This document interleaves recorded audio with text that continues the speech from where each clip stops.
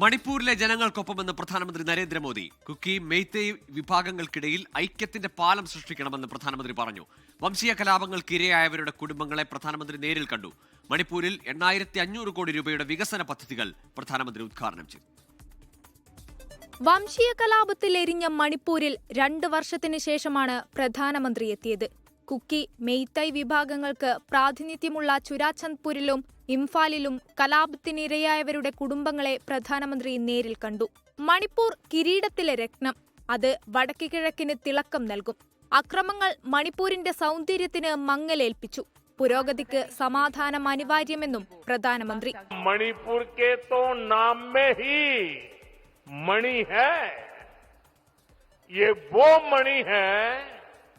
मणिपुर की ये धरती हौसलों और हिम्मत की धरती है.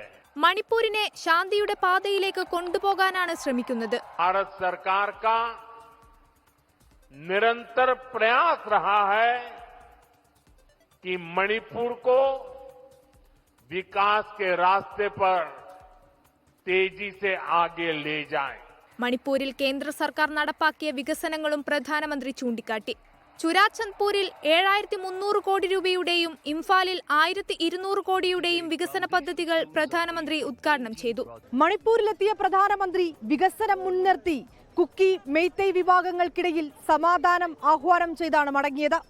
മണിപ്പൂരിൽ നിന്ന് ക്യാമറാമാൻ ജോഗേഷ് സിംഗിനൊപ്പം വിനീത VG 24. ലോകത്തെവിടെയായാലും ഏത് സമയത്തും 24 വാർത്തകളും ഓഗ്മെന്റഡ് റിയാലിറ്റി പാക്കേജുകളും എക്സ്പ്ലെയിനറുകളും വിശദമായി കാണാൻ ഞങ്ങളുടെ യൂട്യൂബ് ചാനൽ നിങ്ങൾക്ക് സബ്സ്ക്രൈബ് ചെയ്യാം.